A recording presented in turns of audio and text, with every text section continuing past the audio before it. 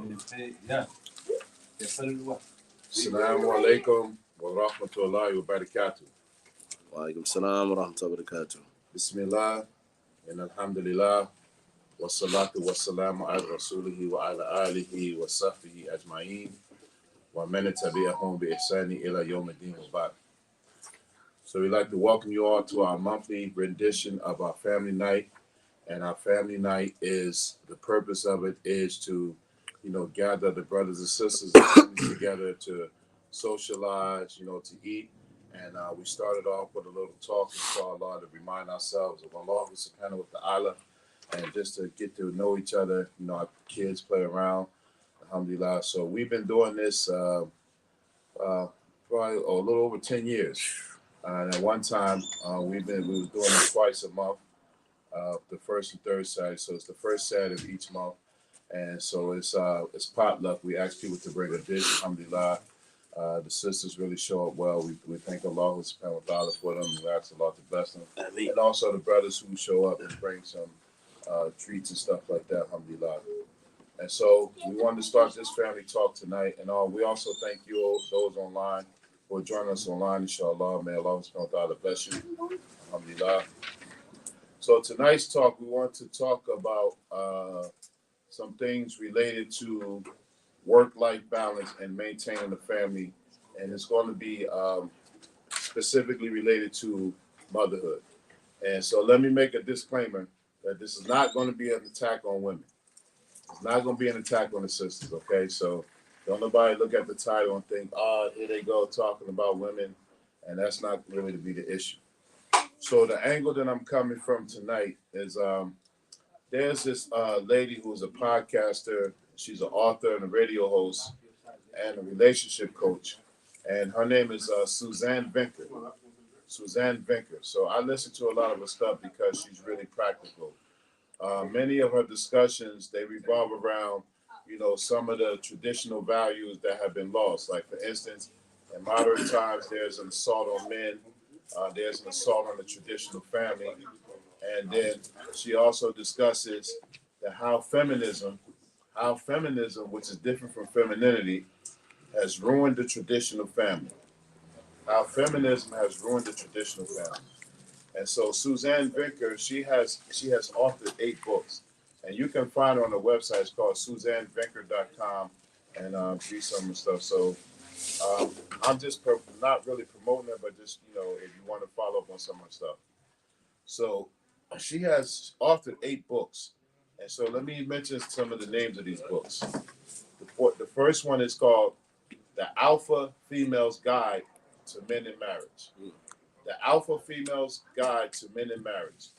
The next book she wrote is called How to Get Hitched and Stay Hitched. Well, hitched meaning getting married. Her next book is Women Who Win at Love. Women Who Win at Love.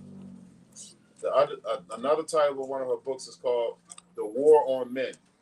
The War on Men. Another book she has is entitled The Two Income Trap. The Two Income Trap. Then she has another book that's entitled The Flip Side of Feminism. Another book called 7 Myths of Working Mothers. And the last book that she wrote is called How to Choose a Husband and Make Peace with Marriage. And so I'm just relating these books to you in case any of you want to, try to read them. And although she writes primarily for women, she does, these are good books for men to read so we can have a better understanding of how women think and how they operate and how we need to respond to women, because it's very important. So out of these 8 books that she wrote, I read 3 of them. So I haven't had a chance to read them. Most of her books are not very long, but they're very informative. I read 3 of them. So I read The Alpha Female's Guide to Men in Marriage. That was very informative. I took a lot of notes on that. If anybody who reads Kindle books, you can highlight notes and save them. So I think that's one of the most highlighted books I've ever highlighted. The other one I read is that How to Get Hitched and Stay Hitched. So she has about 12 practical steps of how women can get married and how do they stay married. So getting married is one thing, and staying married is definitely another thing. And then the other one that I read is called The War on Men. And so I just want to give a couple of excerpts from each of these books. So the first one, she said, and from the Alpha Female's Guide to Men in Marriage. Here's an excerpt from it, or quote. She said, "Of course, wives who tell their husbands what to do don't view their behavior as a sign of disrespect. They see it as helping their husbands to be all they can be." And then she says, "Many wives consider it their job to lead their husbands in the same way that they lead their children, or in the same way they lead people at work. But men don't want to be led. But men don't want to be led." So she gives some practical advice that, we're living in these times of, alpha females, and we're living in a time where women are significantly out earning men as far as wages and getting better jobs and better opportunities in career. And many men are being sidelined. Women are earning more than men in these days and times. And so the authority of men is being undermined in many marriages, and this has causes plenty of conflict. And in this book that I didn't put here, she also mentioned that, with this feminist movement in the 60s, where they started making women think like that they were inferior to men, because, of course, men and women, as it is said, that men and women are equal, but they are not identical. Men and women are equal, but they are not identical. So men and women have different psychological, physiological makeups, biological makeups, and those differences is actually what makes the beauty between men and women very important. So she discusses some of these things. So somebody put out this social construct of that, women, they have to be equal to a man, and then eventually they have to be superior to men, and then in charge of men. And so this is some of the things that we're seeing now. And so it led to even what we see now in the Muslim world is that, women are raising their daughters to say that they don't need a man, you know, they don't need a man. And so this has been a problematic, and this is an indirect assault on manhood and on the village and the traditional family. All of these things that Islam stands for.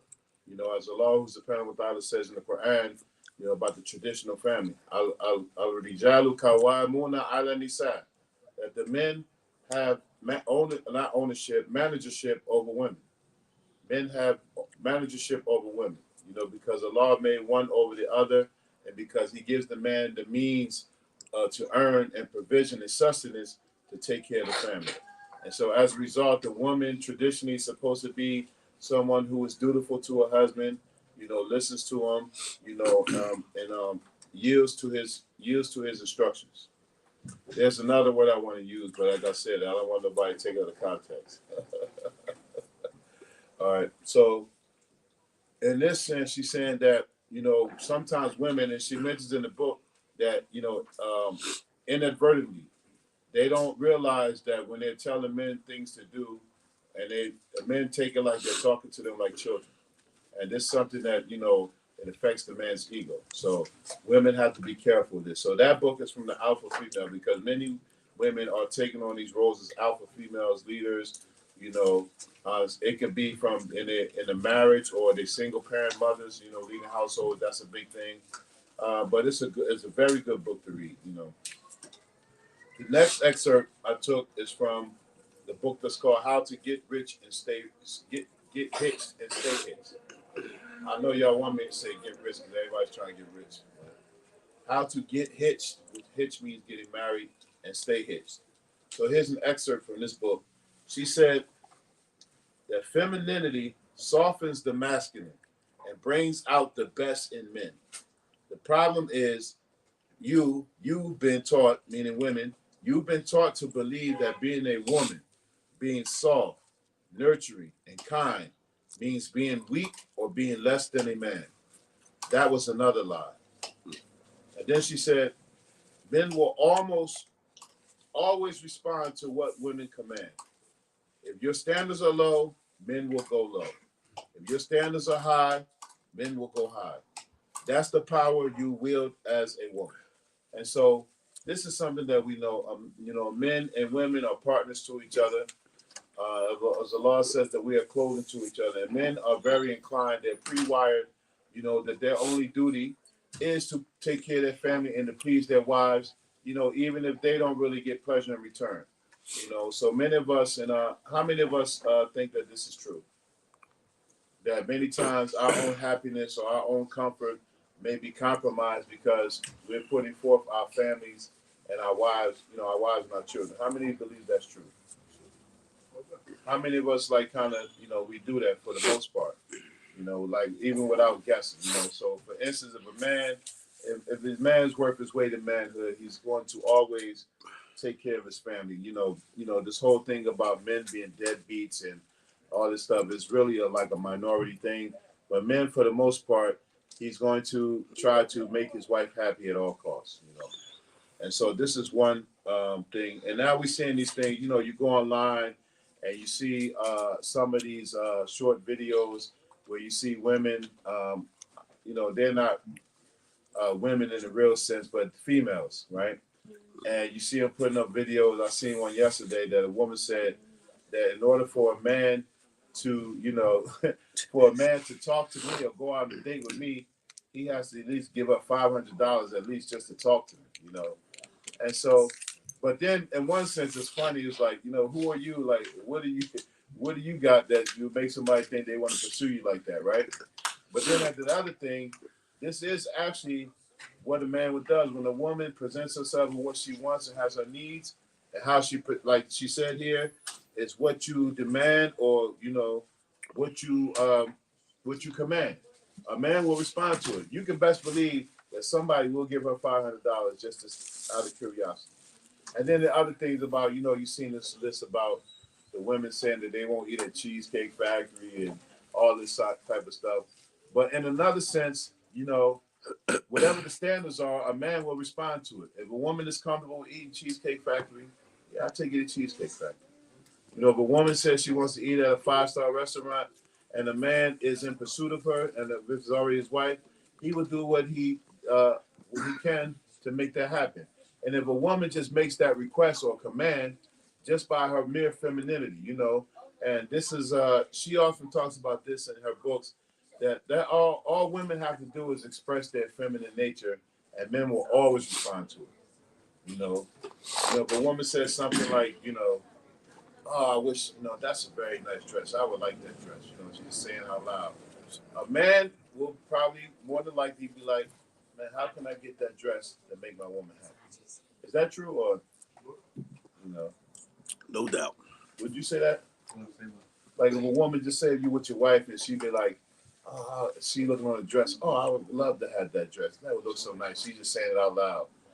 In the back of your mind, would you be like, yeah, I'm going to try to get that dress for her? Yeah. Yeah. I'm asking the wrong person. No, but I'm saying men respond to their wishes and what they like and stuff like that. You know what I'm saying? And it's just naturally. So it's not like you disregard women. You know what I mean? So and that's just part of our nature. That even if you don't do it like that, but you listen to what your woman, and you try to please as best you can. Listening is not always words too. Huh? It's not always about words too. Right. It's not always about words. All right. And so she's saying here that the power that women wield over men is not by trying to be dominating or telling men what to do or telling what not to do or telling what's not good enough or some of the ways that women respond to us that make us withdraw. And then they act like, they trying to figure out why we don't communicate because the words that it said to us made us shut down. I might have had an idea, I thought something was good, and then you just disregard it and then pay attention to it. Now I don't want to talk about it. And then the woman's response is, well, you never talk to me. And when I tried it my way, I couldn't do it according because women, they view it the way their way. I always like this quote by Bill Cosby. He said, I know it's not popular to mention Bill Cosby, but all that stuff is done. He said, he said, women don't care about what you think. They only care about what they think. They just want to hear in a stronger voice. Hello. And is that, and like I said, now I made a disclaimer at the beginning, it's not assault on women, so women don't take it personally. But it's true though. Yeah, you ever had been in a situation where you talking with your wife, and this might be the time that you talking and stuff like that, and then they interrupt with something that is not even related to the conversation, and you're just like, man, I was like, really, you know what I mean? I have my thoughts all set. I'm trying to communicate, and you telling me about your Amazon cart. You know what I mean? Like, dang, just shut me down, like, and not even care, you know? So, or maybe I'm speaking too much about personal stuff. I don't know. Sometimes they'll interrupt you and repeat what you said. Yeah, so things like that, you know. But then on the flip side, when they're talking, they're discussing things to you, and they go into the details. So you know, women take you all around the world with a story, and you just like when you get to the punchline or something, and then but you gotta listen, and then they ask you, "You listening?" Yeah, I'm sitting right here. You know, so this is, she said, the feminine nature of a woman will always have a man to respond. He's always going to find a way to make a woman happy. And so then the next excerpt I took was from another book that I read that she wrote. It's called The War on Men. And this is a very important excerpt. She said that women who were raised to believe that they don't need a man to be happy or to never depend on a man or to value career over motherhood have been set up to fail. Have been set up to fail. And then she's talking to women here. She's saying, if you've been raised to believe that becoming a wife will crush your identity as a strong, independent woman, it will be very difficult to be successful in love. So this is a very important thing because, as she said in the other book, that with the advent of feminism in the 1960s, where this whole thing about women being empowered and being over men, that now it came to a point where women feel like they don't need men, and that's only to the extent of how tight the jars are, or the mayonnaise jars are. So if you ever want to tell if a woman ever act like she don't need you, your wife, you go in the pantry or whatever, tighten up all the jars, and she will be needing you. And so when she come with that jar, and be like, "Can you open this for me?" Make sure she say it nice. And when can you open this for me? Ask me nice, and then I might think about it. So, yeah, but so saying that women, because nowadays women are being conditioned to pursue careers, and motherhood is something that's like second nature, when actually they have already been pre-wired for motherhood and marriage. That is their part of how Allah made them, to bear children, to be mothers, to be nurturers, to be caretakers, to be wives, to be complementary to husbands. And now in this modern age, women are being conditioned to pursue their careers, and the sacrifice that's being made is that our children are suffering. Children are not there. And so this is one of the things that she, discusses in her books. That this is a whole facade of going after careers. Not saying that a woman can't have a career and be successful in work, but at what expense? That you're career driven. That nowadays women don't want to have children until they reach the age where they start thinking, where their biological clock will start ticking, and now they want to have children. They've been independent. No man is good enough, and then they get to an age and they wonder why nobody's pursuing them. Because they sacrifice so many things, and that focus on career and all of that, you lose a lot. So she's saying that you have to have a balance. And so this is the topic of our night, like work-life balance for mothers. All right. And so she did a recent podcast. She has a podcast on YouTube. And so she's like a marriage coach, relationship coach. And so she takes questions from different women all over the world. And so a woman called in on this latest podcast she did. And so she wanted to know, like, how she was recently married. How does she manage the work-life balance? They call it the work-life balance for career-driven women. How do they manage the balance of taking care of children, nurturing husbands, and, being successful in their careers? So she said something very important. She said that the work-life balance is really an imbalance. The work-life balance is really an imbalance because if you're career driven and you have a family, or marriage and motherhood is on the back burner, you're only going to give your real focus and attention to one or the other.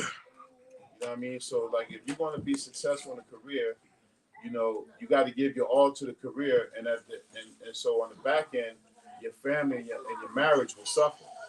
Or if you give all your attention to raising a family and take care of your husband and take care of the household, then you can't give your all to a successful career because both of them are too demanding, and it won't be possible to be successful in either one. So she said, in response to this question, that there's really no balance in the work-life balance. It's an imbalance.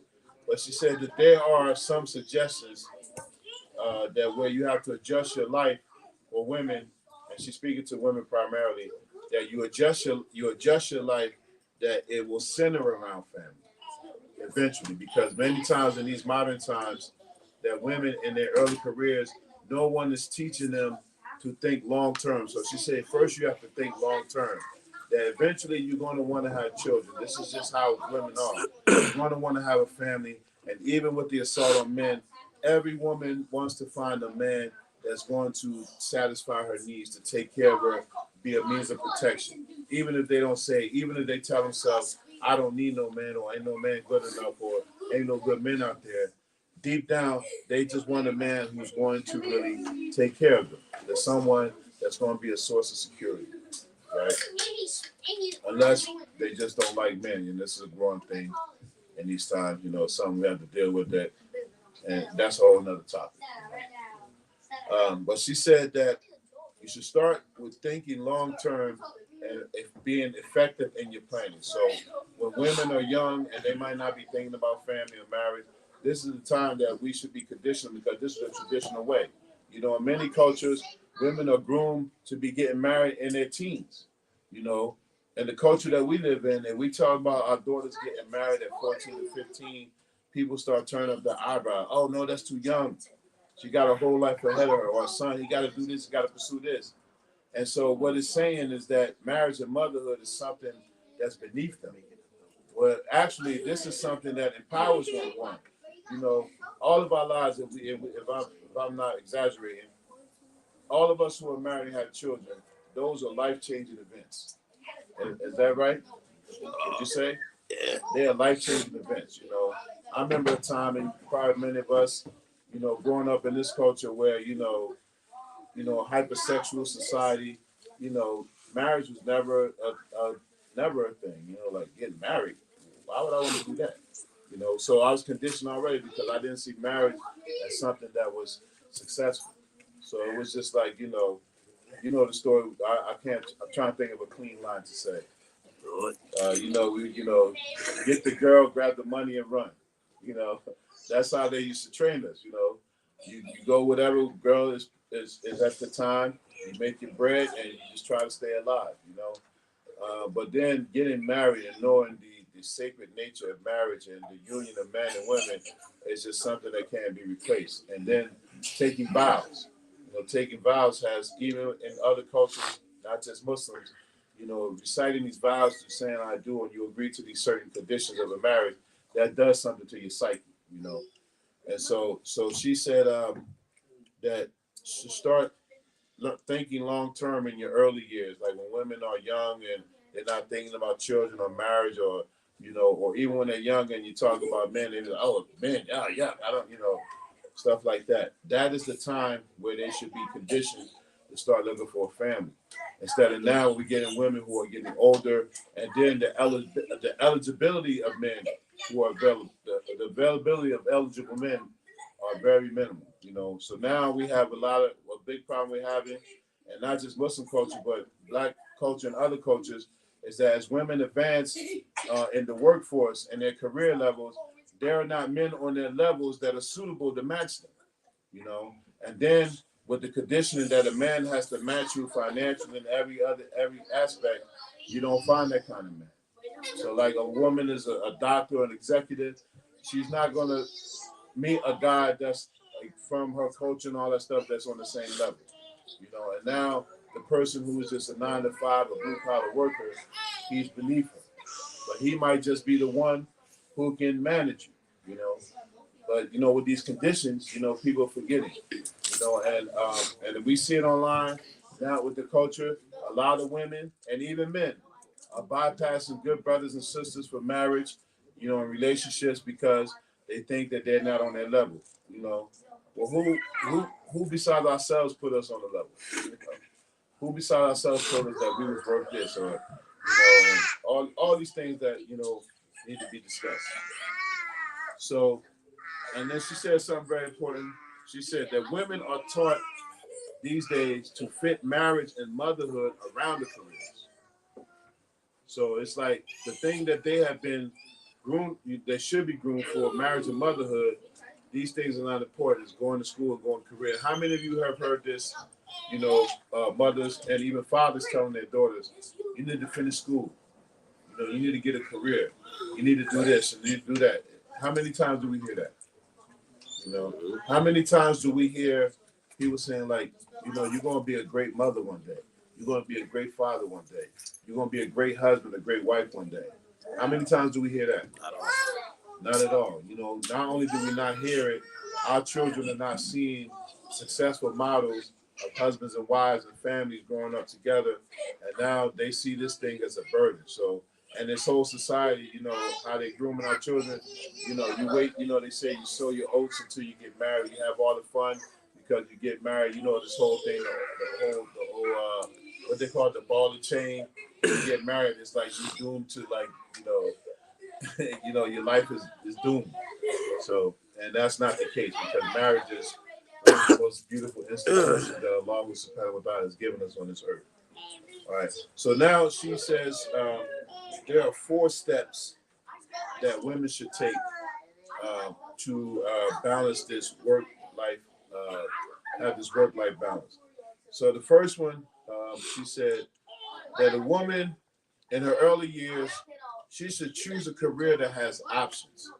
She should choose a career that has options. So she's not against women being career oriented because there is a possibility of working and take care of family. And many women just by their nature are super women. They know how to raise, they can do all of these tasks at one time. They can cook, they can keep the house clean, they can keep themselves together, they can take care of their husband, they help the children with the homework, they go to jobs, they go to school, they're the best students and all of these things. And men, we can't do none of that stuff, not at one time. And we'd be foolish to try. So she's saying that if you want to have a healthy work-life balance, that you should, in your early years, choose a career that has options. That one that eventually, you can go part-time, or what's a growing trend now? People working from home, mothers working from home. There are a lot of mothers and a lot of women who are choosing this option and looking for this option, working from home. So they can be more in tune with the family. So all of this thing, or the assault on the family, the assault on men and women, is really to their detriment because people are looking for this connection with family and being home and being together. So she said that early on, look for a career where you can have these options, where you can make your own hours. You pursue a career like, you don't have to show up at a job and be on the clock and, you get a certain amount of latency and then you get written up and fired. Look for a job where you have this flexibility that you eventually can be part-time or work from home, or a number of options, or have someone that's a manager that's understanding.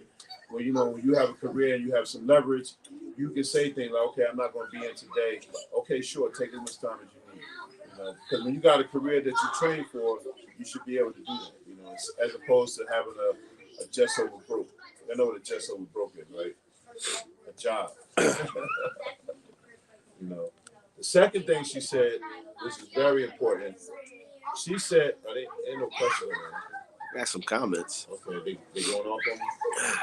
Nah, it's not the women. Okay, cool. So the second thing is, she said one of the practical steps to make this work-life balance work is that you should marry the right person. You should marry the right person. And she said the person that she's directing this to women, the person that you choose to marry has the biggest impact on you. And then she said, and she referenced her own life, that the reason why she has been able to be successful in her career, she was a teacher and she became an author of books and things like that, relationship coach. She said what made her so successful is that she had a husband that supported her. She had a husband that supported her. And then she said that men are supposed to take the lion's share of the responsibility of marriage. And I'm reiterating that. Men are supposed to take the lion's share of the responsibility in the marriage. You know, so if you get married, you marry a woman that you are going to put under your wing, that you're going to educate her, you're going to train her, you're going to groom her, and you are going to be the leader of the household. And most women are already pre-wired to respect that when they see that from their man. Even if she earns more money than you. Even if she earns more money than you. You know, you look at the Prophet Sallallahu Alaihi Wasallam when he was married to Khadija. It was reported that Khadija, our mother, radiallahu anha, that she was the wealthiest woman in Mecca. The wealthiest woman in Mecca. And there was some wealthy people there. So you talking about if there was a Forbes list back then, she would have been in the top 5. You know, and I don't think they ever had a woman in there like in their top 5, have they? On the Forbes list nowadays? In the top 5? I don't know about the top. Yeah, Oprah is only couple bills. Yeah, yeah. So, but when the Prophet married her, he didn't marry her with no intention, like, you know, my woman got bread, I ain't really got to do nothing but sit back.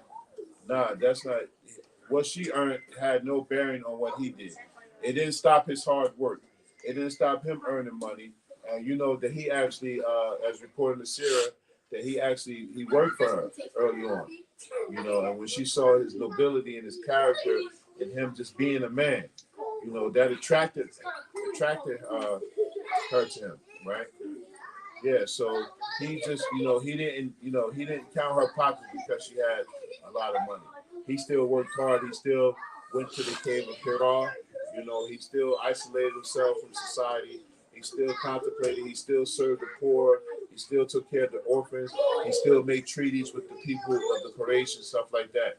So he was still doing his 1-2, even though she had all the bread. And, you know, so if you had a wife that was like the Forbes list, like what do you actually have to do except keep her happy? That's not what he did that, but at the same time, he kept his regimen. You know? So she, and this is very important because this is not something that's being pushed nowadays. They're telling our daughters and our women that one of the things that will lead to their success in their career is marrying the right person. You know, because what would be the response you think to that? If you telling your daughters nowadays, you know what, you need to marry the right man. What would be the response? You're going to get canceled. Yeah, you're going to get canceled for even suggesting that. You know, well, really, this is one of the means of success. And then here you have this hadith, which is very important. The Prophet ﷺ, he said, "Tunkahul mar'ata li arba." He said that a woman are married for 4 reasons. That her wealth, li maliha, wa li hasabiha, wa jamaliha, wa diniha. That she is married for her wealth, she is married for her lineage, her family bloodline, she is married for her beauty, and she is married for her deen. So these are 4 things that women are married for. So if a man seeks these 4 things in a woman, so he can have the intent to marry a woman for any 4 of these things. If she comes from a good family, if she got bread, if she's drop dead gorgeous, or if she's righteous and deen. So it depends on the man's intention. But the underscore of this is that when a man comes to marry this kind of woman, he has to have these things too. Like if you marry a woman that's beautiful, you know, you can't be looking like a beast. You know, if you marry a woman for wealth, you can't be no what they call it, like a smooching off of her. You know, if you marry a woman for a bloodline, she comes from a nice family. You can't be a bastard child or stuff like that. You know, and if you marry a woman for her deen, you can't be a non-religious person. So when you come into seeking these kind of women, you have to already be in order. And then the underscore of that is that we have to start training our sons to be like that.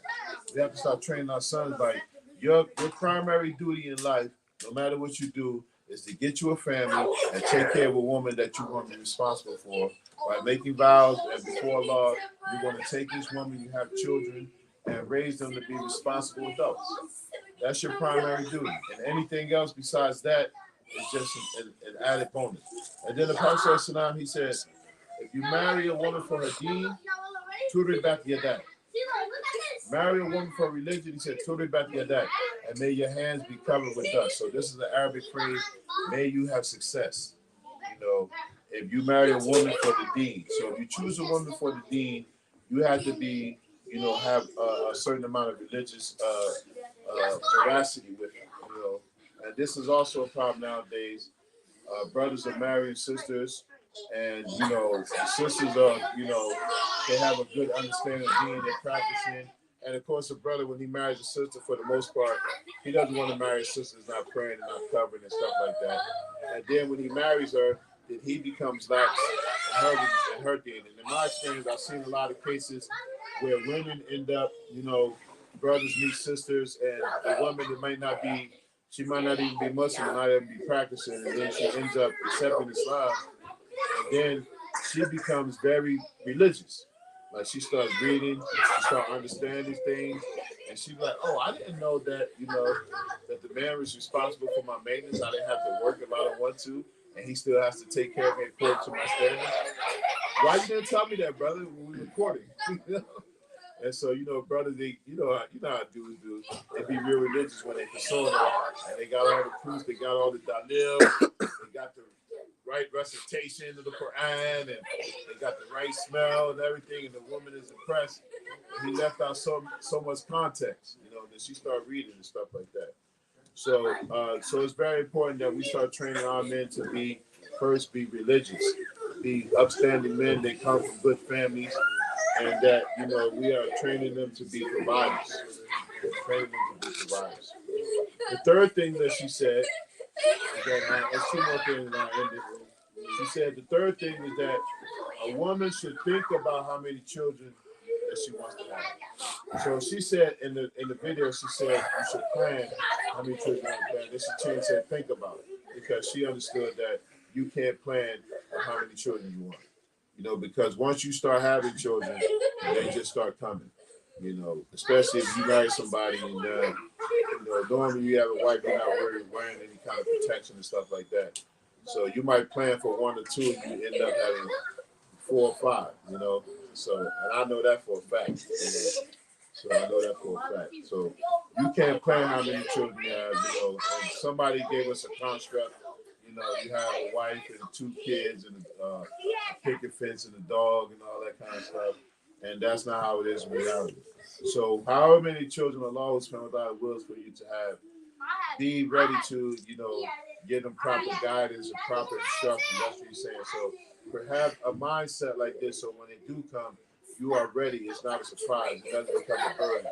Sometimes when people don't plan effectively, then when they have children, you know, you have adults who missed out on their childhood, and now they're responsible for children, and then they don't know how to be fathers. Like you have fathers out here dressing the same way as their sons, or you know, a pair of sneakers is more important than something else, or you have mothers thinking that they lost their, you know, they was prom queen with the cheerleading team when they was younger, and the children messed their body up, and how come I gotta do this, and now that all this nonsense, you know. All of that should go away when you marry the right person. You marry the right person for the right reason. And the right person is not always ideal like the first time. You know, because this lady, Suzanne Binker, she mentioned that she was married before, you know, and then she got divorced, and then like a few years later, she met her husband and got married. And this one, she was married for 27 years. And so it might not be the one you married initially, the one that you were starry-eyed over. You know, that might not be the one. You know, and Allah knows best. But if that is the case, then you start looking for the one, because if you've been married before and you're not married, and then you know what to look for, and you should know what you want to settle for, what you accept and you won't accept, and be firm on it. You know, don't just go, even if it takes a little longer. Don't just marry, you know. Even though we mentioned how deep, you can marry a woman that's exceedingly beautiful, but look at some of the other signs. You know, things that are pet peeves for you. Pay attention. You know what I mean? Like if she can't cook, if she can't keep a house clean, if she don't know how to raise children, if she has a potty mouth, don't let the beauty fool you. And the same thing for men. You know, he might look good, he's strong, he looks like he can, you know, You know what I mean? He's strong, and but he got other things about him. He might have a bad background. He might have a mental illness. You know, you might have heard about him already. How he is with women. Don't let those red flags go. You know, because marrying the right person is very important, very vital to the success of your marriage. And so then the last thing that she mentioned, she said that when you get married, you should have a plan to live near your family. Have a plan to live near your family, because then the dynamics of grandparents and aunts and uncles, that this will also help a woman in her career, because now you have a support system. You know, the dynamic between grandparents and grandchildren is something that should not be lost. Because you see what's happening now because of the lack of that. You have children now who are talking to grandparents in a way that is despicable. Or even some cases you'll go online and see young kids attacking elderly people, stuff that was unheard of. Even like when we were growing up, if we were like heard being disrespectful, we never talked to anybody's mom or father, especially grandfathers or grandmothers. We never talked to them disrespectful. And now we have children that have the gall, the unmitigated gall, to say cuss words to elderly people. And sometimes unprovoked. Sometimes they just say it to any kind of authority figure. And why is that? Because we're missing this traditional family values of man and women being in the house, raising children, them seeing the model. Because these are success stories when they are implemented. So she said that it will help your career as a woman, as a wife, that when you can drop your kids off to your grandmother, because grandparents, another quote from Bill Cosby, he said, like, when he was raised, his mom used to say all types of stuff to him, He said he thought his name was Jesus Christ. He thought his brother's name was Danny. And so he was like, their mom used to be like, Jesus Christ, would you come inside? And Danny, sit down. And so he said, then when he had children and dropped them off to his mom and father, then they was like the nicest people in the world. He's like, wait a minute, these ain't the people that raised me. So when you're a grandparent, you have a different outlook. You have that experience, so it's not the same. And if any of you have children, you take them to your grandparents. You have rules for your child. And then the grandma and grandfather got another rule. They just bypass what you said. Well, Mom, why'd you give him all that candy? Well, because he asked for it. I remember asking for candy like that. He told me no. I just but that different dynamic, grandparents have another chance. And so that's important for the raising of children. So teach them manners, teach them respect. And, you can imagine when children talk to their grandparents, it's different from talking to their parents. So sometimes they hear the same stories that you've been reiterating to them over and over, but they hear it in a different voice, and it makes more sense. So these are some of the things that she suggested. And so I just used her latest podcast to talk about the importance of family, motherhood, and mothers having this work-life balance. So we got to get back to this traditional way of raising our families, because we're losing our kids at an alarming rate. A lot of kids are not raised properly, and some of you who work in, in education and social services and all of these things, you see some of these kids are very problematic. And then, the ones who are not having problems, they have somebody that raised them right. Most of the time they have a father that's present. They have a mother who took care and concern about them. They had grandparents, they had uncles, they had aunts, they had a support system. And that's very important, inshallah. So that's what we had to present today, inshallah. We ask Allah subhanahu wa ta'ala to accept it. So I don't know if there's any questions or anything. Our dear brother Farouk, he said he disagreed with you earlier. He said a man will comply to a woman's wishes or desires if he is able to see a value in her for himself. Yeah, but that's when you start with the woman. That starts with choosing. You choose a woman with value first. You're not going to choose an unvaluable woman. So, and the woman will show you what kind of value she has, how you're going to respond.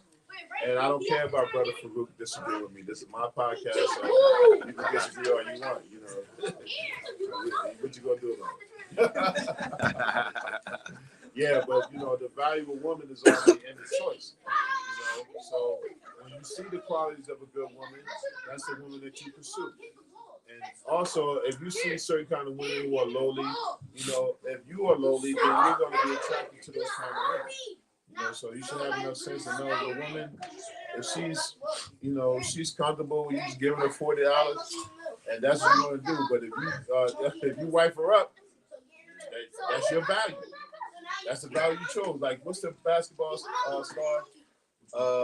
What's the guy's name? I don't know if this is stays. The guy used to play. His name is Joe Smith. Joe Smith. Yeah. And so there was a clip online where his wife was recording him, and he found out that she had an OnlyFans page. So he was like, you know, why didn't you tell me? So she looking at him like, what do you mean? Like, what's the problem? So she said OnlyFans was like paying her good, right? And so he was like, why did you say none of this about me? So she was, and you know what she said? You knew who I was when you married me. So is it the woman's fault that she did that without respecting her husband? Or is it his fault for knowing what kind of woman that he took as his wife? So It's both. But if you know a woman was a stripper before, if you wife her up, come on. So what do you think about the whole question that men are proposing now as what do you bring to the table to women? When they ask a woman, what do you bring to the table? When men ask women, do they bring to the table? What do they bring to the table? My view is that if we are being men, it don't matter what they bring to the table, because you are the table. The men are the table. That's what we got to get back to. Men being the table, men taking the lion's share, men taking responsibility for everything. You know, so when you're the table, it don't matter what she brings to the table. The table is the table. She's just going to decorate the table a little bit. But you the table, you stability, you're provision. You know, so don't even look for that kind of thing. So, and a woman, if when you're the table, you're going to attract the right kind of woman to come to the table. Yeah, and that we're doing in reverse. We're looking at women, what can they bring? If they have femininity, they have good values and stuff like that. You take that and you respond to that. Our job as men is to respond to women. Like when they put their femininity out there, that they're vulnerable, that they're nurturing, that they have potential to be, caregivers for children. When you take that woman under the ring, and if she don't bring nothing to the table, then you make a space for her at your table because you're the table. You know, I'm not really a fan of it, and this could be a means of cancellation, but I'm still like old school. Like, if I see a woman that's good and I see potential in her, I'm going to take her under my wing and I'm going to do everything in my disposal to make sure that she's good. So because when she's good, then my children will be good, and that's the only thing I care about. So what do you think about this new generation of young guys? Every time a man says something like that about old tradition, they call you simping. They can call it what they want. They can't beat it. It's not simping. You know, being a man is not simping. Simping is mean when you're trying to appease a woman and get on her good side. That's not what taking responsibility is. That's manly. It's two different things. You know, simping is those guys that agree with everything that a woman says because you're trying to get next to her. You know, so he's taking a woman's call just so, so he can, GTD. What happens when we look at it from a different perspective, right? We're talking about relationships that we're romantically involved in. What happens when she doing things? If Monica say something like that, you know what Exactly. That's a female, that's what we're getting at.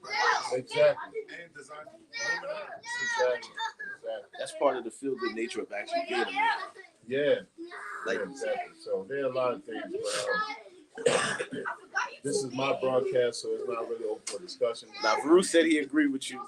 You can do your own podcast, your own video, whatever. So, inshallah. So, and I heard the questions from anybody here. Sisters, any questions? Any questions from the sisters upstairs? Whoever stays up Let's find out.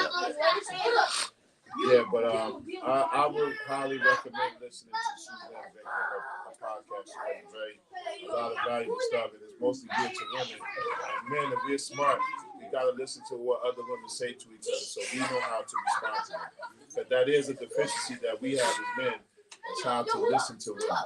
You have to learn this over here. And I think this. I think Deion Sanders said this. Like, you really have to learn how to listen to women and learn their language and know how they're saying things because they say things and they're expecting you to get it. And you, as a man, you will never always get it the way they want you to get it, but sometimes you got to get it, because women they think way different than us. So what kind of advice do you have for like in our society, our community? We have a lot of women who are thriving, socioeconomically, and you have a lot of men who are just coming up, whether they were babied or I don't know, whatever the case may be. But I see a lot of women who are of that professional status having difficulty accepting a man who don't have the same degree as her or even an associate's degree. Or what kind of advice you got for them? If they want to be married, they're going to have to start reconfiguring their standards.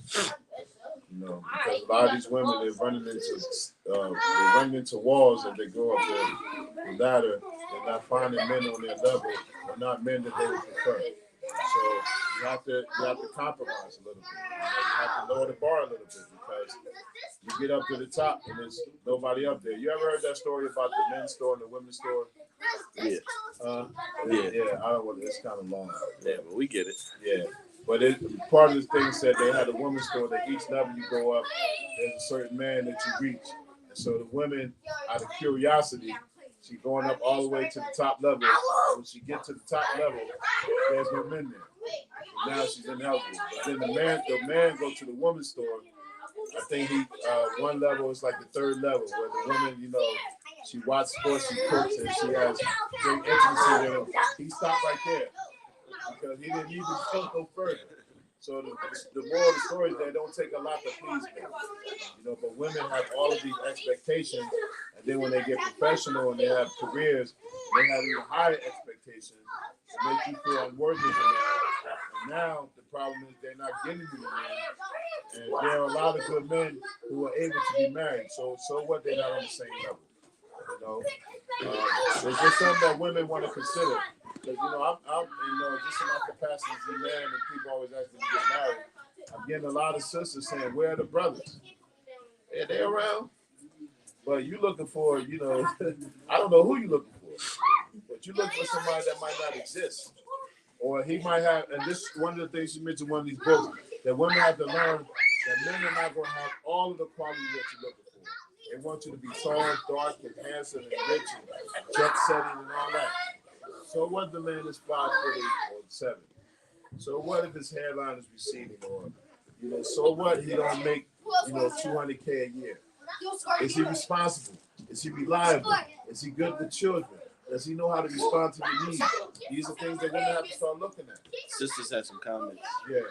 They said that men are scared to be men. They're looking to be kept. They're looking for mothers, not wives. I think it goes both ways. It goes both ways, but it's somewhat true. We won't deny that. Yeah.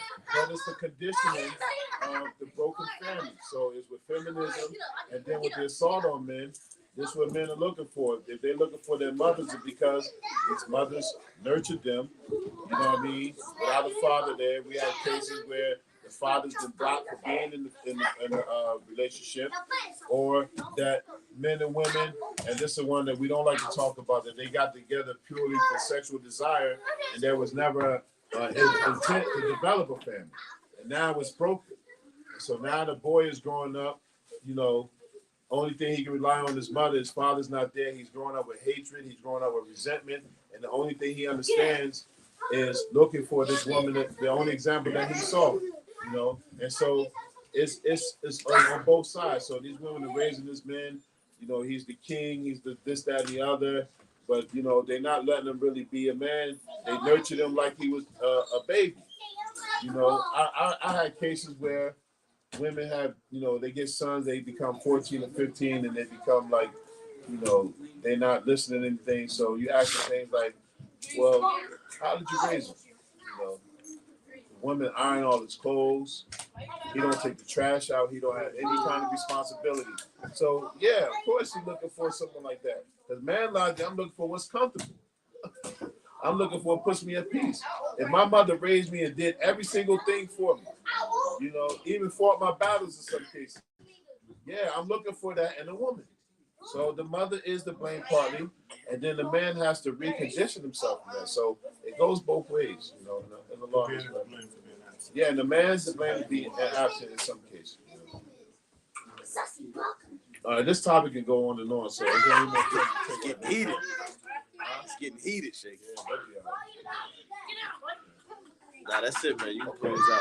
All right, so inshallah, we'll close there and we continue our family night. So the next part of this family night is not for the airwaves, it's for us to have fun and break bread and Kids. talk it out with brothers and sisters. So this part turns into kids and sisters night, you know. So we become obsolete again, you know, this auto men, and we don't matter, you know. Kids is already trashing the place. So we're in there,